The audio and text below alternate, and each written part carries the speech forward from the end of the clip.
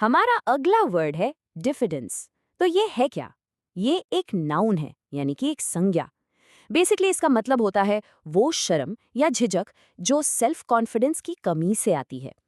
जब आपको खुद पर पूरा भरोसा नहीं होता और आप कोई काम करने से थोड़ा हिचकिचाते हैं, बस उसी फीलिंग को कहते हैं डिफिडेंस। तो चलिए एक एग्जाम्पल से समझते हैं कि इसे यूज कैसे करते हैं। His diffidence prevented him from asking for a promotion. अब इसका क्या मतलब हुआ? मतलब ये कि उसकी अपनी झिझक, उसके कॉन्फिडेंस की कमी ने उसे प्रमोशन मांगने से रोक दिया।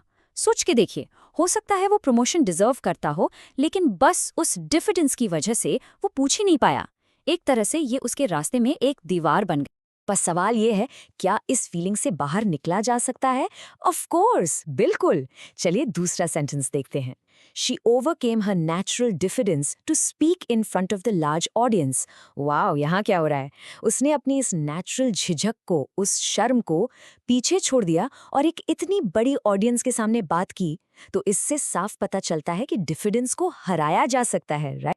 ये डिफिडेंस सिर्फ प्रमोशन या पब्लिक स्पीकिंग तक ही लिमिटेड नहीं है। ये आपके अंदर के टैलेंट को भी छिपा सकती है। एक और एग्जाम्पल देखिए। The artist's diffidence made him hesitant to show his work to others. तो यहाँ एक आर्टिस्ट है, उसके अंदर इतना टैलेंट है, लेकिन अपनी झिझक के कारण, अपने लैक ऑफ कॉन्फिडेंस की वजह से वो अपना आर्ट किसी को दिखाई नहीं पाता था।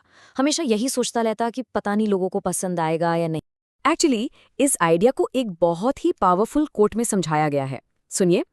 In the world of innovation, diffidence can be a greater obstacle than a lack of ideas. कितनी गहरी बात है ना? इसका मतलब सीधा सा है, इनोवेशन की फील्ड में नए आइडियाज की कमी उतनी बड़ी प्रॉब्लम नहीं है जितनी बड़ी प्रॉब्लम है आपकी खुद की झिझक। मतलब आपके पास दुनिया का सबसे बेस्ट आइडिया हो सकता है, पर अगर आप में उसे लोगों के सामने रखने की हिम्मत ही नहीं है, तो वो आइडिया वहीं का वहीं रह जाएगा। ओके, तो अब आप डिफिडेंस का मतलब समझ गए हैं।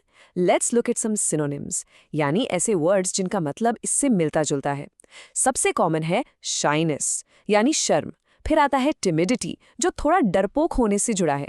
एक और है हेजिटेशन, मतलब हिचकिचाना। और एक वर्ड है मीकनेस, जिसका मतलब है बहुत ही दब्बू होना। बेसिकली इन सभी वर्ड्स के पीछे का जो मेन आइडिया है ना, वो कॉन्फिडेंस की कमी ही है। तो ये तो थे सिनोनिम्स। अब इसके ऑपोजिट्स क्या होंगे, यानी एंटोनिम्स, बिल्कुल उल्टे शब्द।